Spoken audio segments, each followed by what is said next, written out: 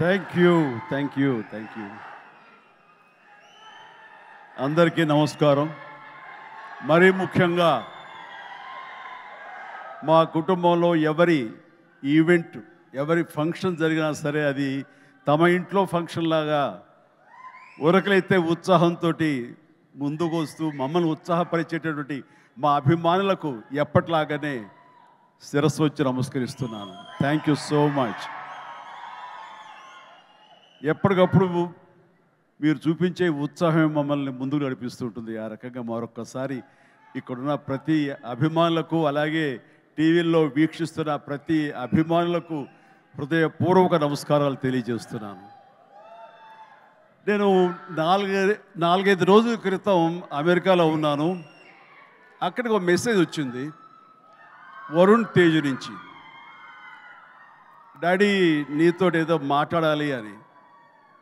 సరే, అప్పట్లో day and night reverse అవటం మూలంగా టైమింగ్స్ కుదరలేదు, మాట్లాడలేదు.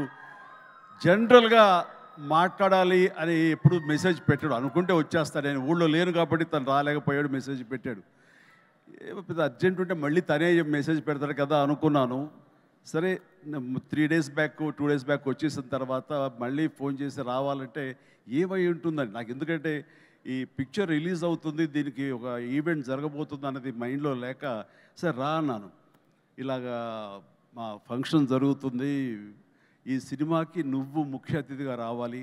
నాకు తెలుసు నిన్ను బయట వాళ్ళు పిలుస్తారు, నువ్వు వెళుతుంటావు, కొంచెం ఎంతో కొంత ఇబ్బంది ఉంటుంటుంది, అలాంటి ఇబ్బంది నీకు కలుగ చేయకూడదని చెప్పేసి ఎప్పుడు నేను అడగను. ఎప్పుడు ముకుందాకు వచ్చావో, తర్వాత ఇంకో దానికి వచ్చావో లేదో, అంతేగాని మళ్ళీ నాళ్ళ తర్వాత నువ్వు వస్తే బాగుంటుందని. ఎందుకంటే నీలాంటి వ్యక్తి, ఇంత గొప్ప హీరోస్, మన బార్డర్లో ఫైట్ చేసేటువంటి హీరోస్ మీద ఒక సినిమా చేస్తున్నప్పుడు దాని గురించి 10 మందికి తెలియజెప్పేలాగా, 10 మంది మోటివేట్ అయ్యేలాగా మీరు కనుక ఆ ఫంక్షన్లో పార్టిసిపేట్ చేస్తే ఆ యొక్క రీచ్ వేరు. రండి అని చెప్పేసి పిలిచిన వెంటనే ఇది గొప్ప అవకాశం నాకు. అది నేను రావడం వాళ్ళకి అవకాశం కాదు.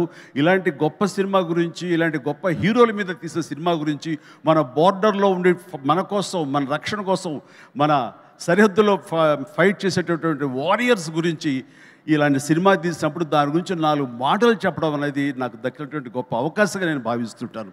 అలాగా ఈ ఫంక్షన్ రావడం అనేది నాకు నిజంగా చెప్తాను చాలా గర్వంగా ఉంది. సో ఇందులో ఉండే పాయింట్స్ ఏమిటి అన్నప్పుడు, నాకు ఎప్పుడైతే పుల్వామాలో జరిగినటువంటి ఈ టెర్రరిస్ట్ అటాక్ ఉంది, అది ఒక బ్లాస్ట్ అయ్యి 40 మంది సిఆర్పిఎఫ్ వాళ్ళు చనిపోవటం చూసాము. ఇందాక లాస్ట్లో నేను లాంచ్ చేసిన సాంగ్లో చూసినప్పుడు నాకు ఆ విజువల్సే కనిపించాయి. ఎంత హృదయ విదారకంగా ఉందంటే, సినిమాల్లో మనం కొంతవరకు చూపించగలం, నిజంగా నిజ జీవితంలో ఎంతమంది ఎంత హృదయ విదారకమైనటువంటి పరిస్థితి. అలాంటి ఫ్యామిలీస్కి, వాళ్ళకి ఆ చనిపోయిన వాళ్ళకి నివాళులు అర్పించేలాగా ఒక ప్రతీకారం తీర్చుకోవాలనే కక్షతోటి మన ఇండియన్ ఎయిర్ ఫోర్స్ చేసినటువంటి పెద్ద సాహసం, చేసిన యుద్ధమే ఈ cinema. If I'm right, I right? Yeah. So అది సరిగ్గా నేను అవును వరుణ్, నాకు అక్కడ ఒక్కసారి ఈ వ్యాలంటైన్స్ డే ఏంటి, ఏదైనా రొమాంటిక్ టచ్ ఉందా ఏంటి, ఇందులో ఏదైనా సినిమాని కమర్షియలైజ్ చేశారంటే లేదు. February 14th నాడు ఈ సర్జికల్ స్ట్రైక్ చోటు చేసుకుంది. కాబట్టి దానికి సినిమా పరంగా మేము పెట్టుకున్నటువంటి ఈ పేరు ఇది వ్యాలంటైన్స్, ఆపరేషన్ వ్యాలంటైన్స్ డే అని చెప్పేసి. వెరీ సెన్సిబుల్గా ఉంది, బాగుందని అన్నాను. ఆ తర్వాత ఈ సినిమా గురించి తను మాట్లాడుతూ, first of all Shakti Pratap Singh director. So అతను Rajasthan, you belong to Rajasthan? Ya, he belong to Rajasthan. So అక్కడి నుంచి వచ్చినటువంటి యువకుడు, ఎంతో ఎంతూజియాస్టిక్ యువకుడు అనమాట.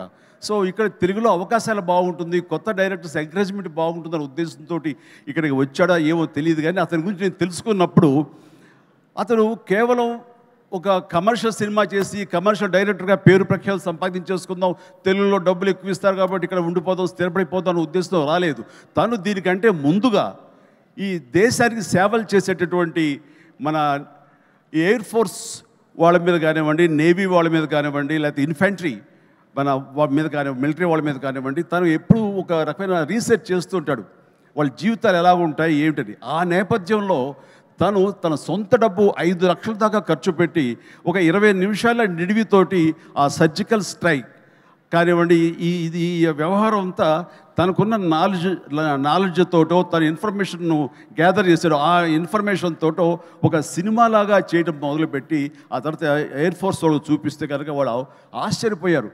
ఈ సినిమా, ఈ షార్ట్ ఫిల్మ్ ఒక ట్రిబ్యూట్ లాంటిది, ఇంత పెర్ఫెక్ట్ ఇన్ఫర్మేషన్ నీకు ఎవరు ఇచ్చారు, ఇందులో చాలా సీక్రెట్స్ ఉన్నాయి, బయటికి చెప్పే విషయాలు కాదు, ఇది నీకు ఎలా తెలుస్తుందని. సోమా, ఇందాక నువ్వు అన్నావు కాదు ఏదో లీక్ చేస్తావని, ఇది లీక్ చేసేస్తాను. ఓకేనా? హ్యాపీయా? Happy sir. ఎస్, ఇది ఎవరు చెప్పరు, సినిమా కూడా చూపించారు, అది చెప్పేస్తాను. సో ఎయిర్ ఫోర్స్ వాళ్ళు ఈ సినిమా చూసి, ఆ చిన్న సినిమా చూసి ఇది ఇంకెప్పుడు తీయద్దు ఇట్లాగా అన్నారు. ఏంటి అన్నారు. అసలు ఇలాంటివి సీక్రెట్స్ ఇవన్నీ నీకు ఎవరు చెప్పారు ఏంటంటే, నాకు ఉన్నటువంటి కొంతమంది స్నేహితులు వాళ్ళ దీంతో ఇన్ఫర్మేషన్ తీశాను సార్ అంటే, ఫెంటాస్టిక్. ఈసారి సినిమా తీసేటప్పుడు మమ్మల్ని అప్రోచ్ అవ్వు, మేము ఇంకా ఆథెంటిక్గా చెప్తాము, ఇందులో ఉండే ప్రతి ఇన్సిడెంటు, ప్రతి ఇది చాలా అధికారికంగా ఉంటుంది అంటూ వాళ్ళ దగ్గర కూర్చోపెట్టుకుని ఈ సినిమాకి కావాల్సిన కంటెంట్ని చాలా ఆథరైజ్డ్గా జరిగింది ప్రతిదీ యథార్థగాథగా వాళ్ళు విశదీకరించి విడమర్చి చెప్పినప్పుడు తను ఇన్స్పైర్ అయ్యి ఈ కథ రాసుకున్నాడు. దీనికి కమర్షియల్ హంగులు ఎలాగో ఉంటాయి మిమ్మల్ని అందరినీ ఉత్సాహపరచడానికి. సో ఆ హంగులతోటి ఈ కథ వినిపించగానే సిద్ధు ప్రొడ్యూసర్, అలాగే వరుణ్ తేజ్ ముందు ఈ కథ విని చాలా బాగుందంటూ సిద్ధుని పిలిచి నువ్వు చెయ్యి, మనం చేద్దాం అనుకున్నప్పుడు సోనీ వాళ్ళు కూడా ఈ కథ నచ్చి వాళ్ళు కూడా దీంట్లోకి జాయిన్ అయ్యి టుగెదర్గా వీళ్ళందరూ కలిపి ఈ సినిమాని తీశారు. ఇది ఆద్యంతం చాలా చాలా బాగా వచ్చిందని చెప్పేసి నేను వాళ్ళు చెప్తుంటే కనుక ఐ ఫెల్ట్ వావ్, ఇలాంటి సినిమాలు ఆడాలి. ఎందుకంటే మనం ఎంత సరే దేశభక్తి మనకి ఎంత ఉన్నా సరే ఇలాంటి సినిమాలు, ఇలాంటి కథాంశాలు వచ్చినప్పుడు ఒక తెలియని ఒక ఉప్పొంగిపోతుంది మనకి దేశభక్తి. అంటే మనం సాధారణంగా చూడండి, ఇంట్లో జనగణమన పాడగానే వినపడగానే మనం లేచి నిలబడిపోతాం. అది లోపల ఉన్నటువంటి భావాన్ని బయటికి వ్యక్తీకరిస్తుంది, బయటికి తెలియజేసేలాగా మనం మనోగతం అంతా ఒక ఉప్పొంగుతుంది. సో అలాగా ఇలాంటి కథలు వచ్చినప్పుడు ఖచ్చితంగా మనం రొమాంటిక్ సినిమాలు, ప్రేమ సినిమాలు, యాక్షన్ సినిమాలు చూస్తుంటాం, వాళ్ళని ఆదరిస్తుంటాం, వాళ్ళకి డబ్బులు ఇస్తుంటాం. కానీ ఇలాంటి సినిమాలు మన కోసం చేసినప్పుడు, ముఖ్యంగా యూత్ ఇలాంటి సినిమాలు చూడాలి. మన కోసంగా చలిలోనూ అక్కడ నిద్రాహారాలు లేకుండా ఎడారుల్లోనూ ఎలాగ కాపు కాస్తారు, ఎలాగ మనం రక్షిస్తారు అనేది ప్రతి ఒక్కరు చూడాలి. ఎందుకంటే ఈ సినిమా చూడటం అనేది మీ వినోదం కోసం ఒక పక్కన పెడితే, ఈ సినిమా అనేది ఒక ఎక్స్పీరియన్స్ అని మీరు పక్కన పెడితే, ఈ సినిమాకు సంబంధించినటువంటి అలాంటి రియల్ హీరోస్ వాళ్ళకి ఒక సెల్యూట్. ఈ సినిమా మనందరూ చూడాలి, చూసి తీరాలి. అండ్ ఆ రకంగా ఈ సినిమాని ఎంతో రీసెర్చ్ చేసి చాలా ఆథెంటిక్గా తీయగలిగాడు అది శక్తి ప్రతాప్ సింగ్. సో అలాంటి శక్తిని నేను మనస్ఫూర్తిగా అభినందిస్తూ, ఇక్కడ ఇంకొక విషయం, శక్తి మన తెలుగు పరిశ్రమకి ఇంకొక చక్కటి మెసేజ్ ఇచ్చాడని నేను భావిస్తాను వ్యక్తిగతంగా. ఈ సినిమా రిలీజ్ తర్వాత హిట్, సూపర్ హిట్ అవుతుంది వేరే విషయం. బట్ ఈ సినిమా రిలీజ్కు ముందే హిట్ అయ్యేలాగా తను చేసేటువంటి ప్రొడక్షన్ వాల్యూస్ అంతా ఇంత కాదు. ఎందుకంటే ఈ సినిమా కేవలం 75 డేస్లో తను తీయగలిగాడు. అలాగే budget with in the rich, చాలా తక్కువ బడ్జెట్లో, రీజనబుల్ బడ్జెట్లో చేశాడు. ఎవరైనా ఈ సినిమా చూస్తే కనుక, ఈ రిచ్నెస్ చూస్తే కనుక, ఆ ఎక్విప్మెంట్ కానీ, ఆ ఫ్లైట్స్ కానీ అవన్నీ కూడా ఫ్లై అయ్యేలా తీశారంటే అది నిజంగా వాళ్ళు విన్నటువంటి బడ్జెట్లో అది ఆషామాషి విషయం కాదు అది. సో ఆ రకంగా సినిమా రిలీజ్కి ముందే తను సూపర్ సక్సెస్ అయ్యాడు శక్తి అని నేను మనస్ఫూర్తిగా నా అభినందనలు తెలియజేస్తాను. ఇది చాలామందికి ఒక మోటివేషన్ అవ్వాలి, చాలామందికి ఇది ఇన్స్పిరేషన్ అవ్వాలి. సో డబ్బు ఖర్చు పెడితేనే కాదు రిచ్నెస్ వచ్చేది. రిచ్నెస్ ఎలాగొస్తుందంటే మన థాట్ నుంచి వస్తుంది. ఎలా తీస్తే, తక్కువలో ఎలా తీసి ఎలా రిచ్గా చూపిస్తే అటు సినిమా రిచ్గా ఉంటుంది, ఇటు నిర్మాతలు బాగుంటారు, అన్ని రకాలుగా సినిమా ఇండస్ట్రీ ఫ్లరిష్ అవుతుంది. అది కూడా దృష్టిలో పెట్టుకోవాలి. ఆ రకంగా శక్తి ఈ మన తెలుగు పరిశ్రమలో యంగ్ డైరెక్టర్స్కి వాళ్ళందరూ కూడాను ఒక చక్కటి మెసేజ్ ఇచ్చాడని మనస్ఫూర్తిగా నేను భావిస్తాను, నమ్ముతున్నాను. అదే రకంగా అతను నేను మనస్ఫూర్తిని అభినందన తెలియజేస్తున్నాను. ఇక ఇందులో చాలా స్మార్ట్గా ఒకప్పుడు నాకు డైనీ కనిపిస్తున్నాడు ఈ షతాఫ్ అండ్ వండర్ఫుల్. నాకు ఒకసారి డేనీ డొంజోంగ్పా ఉన్నట్టుగా ఉన్నాడు ఆయన. ఆయనకి ఈ సినిమా తర్వాత తెలుగు ఇండస్ట్రీలో మంచి అవకాశాలు వస్తాయి. So all the very best. God bless. అలాగే ఇంకా నవదీప్ ఉన్నాడు. నవదీప్ చూసే మా ఇంట్లో రామ్ చరణ్, రాణా, వరుణ్ వీళ్ళలాగానే తను కూడా చాలా అల్లరోడు, కానీ చాలా సినిమా వరకు చాలా బుద్ధిగానే ఉంటాడు. అండ్ వాళ్ళ ఫ్యామిలీ అంతా నాకు తెలుసు, వాళ్ళ అమ్మగారు వాళ్ళందరూ కూడా నాకు బాగా పరిచయం. ఆ రకంగా మా కుటుంబ సభ్యుడిగా నేను భావిస్తుంటాను. ఈ సినిమాలో నాకు ధ్రువలో తన పెర్ఫార్మెన్స్ చాలా బాగా నచ్చింది ఈ మధ్యకాలంలో. అలాగే ఈ సినిమాలో కూడా చాలా చక్కటి క్యారెక్టర్ చేస్తుంటానని నేను భావిస్తాను. ఇంకా మంచి క్యారెక్టర్స్, ఇంకా నువ్వు వెరీ స్ట్రాంగ్ హీరోగా ఉండాలి నా కోరిక. అసలు హీరోగా ఉన్నటువంటి ఆ లక్షణాలు అన్నీ ఉన్నాయి. బట్ వస్తుంది అవకాశం, చేద్దాం. అండ్ దెన్ నేను ఎప్పుడు టైం పాస్ అవడం కోసంగా చూస్తుంటే ఒక వ్యక్తిని తరచూ చూస్తుంటాను ఈ మీమ్స్లో. అదే ఏం మస్తు షేడ్స్ ఉన్నారా నీలో నో మస్తు షేడ్స్ ఉన్నాయరా, ఏమ్రో కమల్ హాసన్ లాగానే అనేది. సో మనిషి టాలెంట్ ఉంటే ఇది అంటారే అన్నం మెతుకు చాలు ఉడికిందా లేదని తెలియటానికి. ఆ రకంగా వీళ్ళందరూ వాళ్ళ టాలెంట్ని ఈ రకంగా వాళ్ళు చూపించుకుని నాలాంటి వాడి దృష్టిలో కూడా పడేలాగా ఉంది. అండ్ చిన్ననాటి నాస్టాలజిక్ ఫీలింగ్స్ నువ్వు చెప్పగలిగావు. I'm also so happy. నన్ను చూసి మీరు అంత ఆనందపడతారో, మీ ఫీలింగ్స్ చెప్పినప్పుడు, మీ చైల్డ్హుడ్ విషయాలు చెప్పినప్పుడు నాకు అంతే ఆనందంగా ఉంటుంది, అంతే ఇన్స్పిరేషన్గా ఉంటుంది. I'm really glad to hear that. So nice of you. And then ఇక హరిరామ్ జోగయ్య గారు టెక్నీషియన్స్గా పోలిస్తే వారు మాకు మంచి మిత్రులు. అండ్ వారికి నా అభినందన తెలియజేస్తున్నాను. అండ్ తర్వాత ఇక్కడ డిఓపి హరి గారు, వారికి కూడా మా బెస్ట్ విషెస్. ఈ సినిమా పెద్ద హిట్ అవుతుంది, ఆయన విజువల్స్ కూడా బాగుంటాయని నేను నమ్ముతున్నాను. ఆయన కూడా మంచి పేరు రావాలి. ఇక విజయ్ వీళ్ళందరూ, అలాగే ఓకే గాడ్ బ్లెస్. అలాగే సిద్ధు కూడా మంచి ప్రొడ్యూసర్గా ఎదగాలని మనస్ఫూర్తిగా కోరుకుంటున్నాను. మీరు చెప్పే దగ్గరకు వచ్చేదో కాదు. Good luck please. And then ఇక్కడ యంగ్ డైరెక్టర్స్ చాలామంది వచ్చారు, కరుణాకర్ ఇలాంటి వీళ్ళందరూ కూడాను ఈ సినిమాలో వాళ్ళ సినిమా అన్నట్టుగా భావించి వాళ్ళు చెప్పినటువంటి మంచి మాటలు, గుడ్ విషెస్ ఈ సినిమాకి బలంగా ఉంటాయి.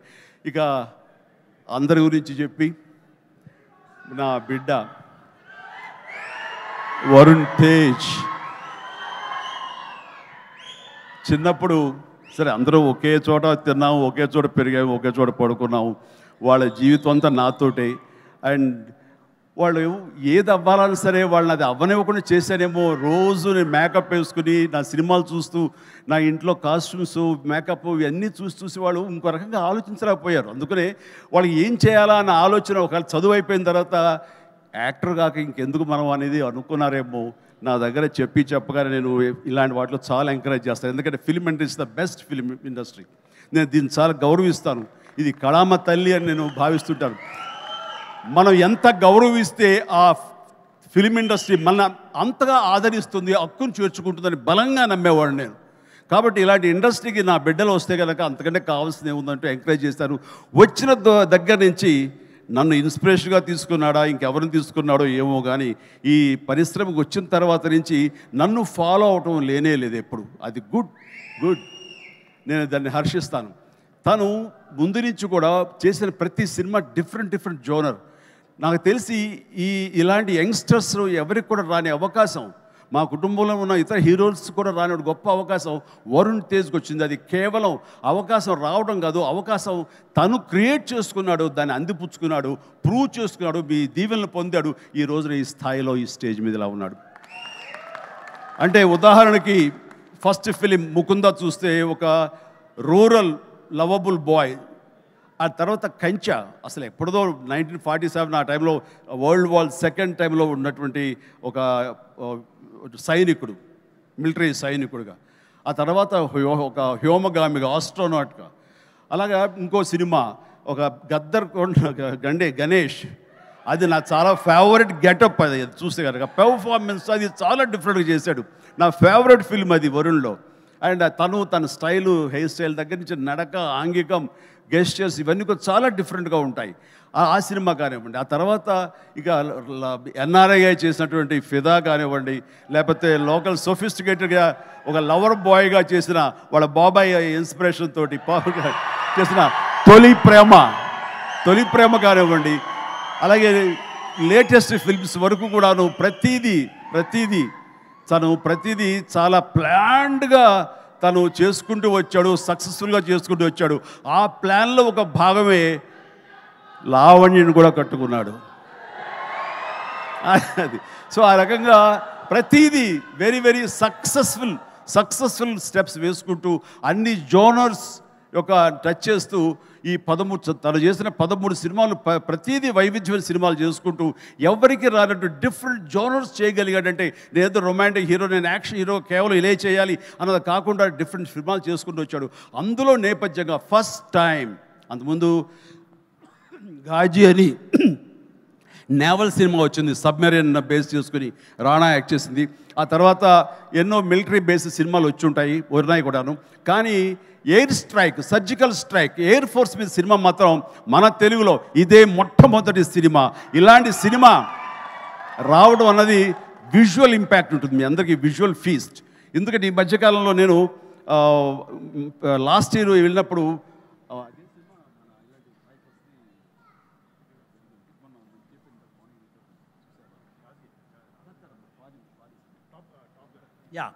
టాప్ గన్ సినిమా చూశాను. టాప్ గన్ సినిమా చూసే ఇంత బాగా మనం చేయగలమా, ఎంత బాగా చేశారు అండ్ అంటూ నేను చాలా ఆశ్చర్యపోయాను విజువల్స్కి. అది 1 year బ్యాక్ చూసిన సినిమా. అది ఈరోజు చూస్తే కనుక మనలో మన తెలుగు వాళ్ళు, మన వరుణ్ తేజ్, మన సిద్ధు, మన శక్తి వీళ్ళందరూ కలిపి అలాంటి సినిమాని ఇక్కడ ఈజీగా చేసి అవతల పడేశారంటే టాలెంట్ అనేది ఎవడబ్బ సొత్తు కాదు, మనం కూడా ఆ స్థాయిలో ఉన్నాము.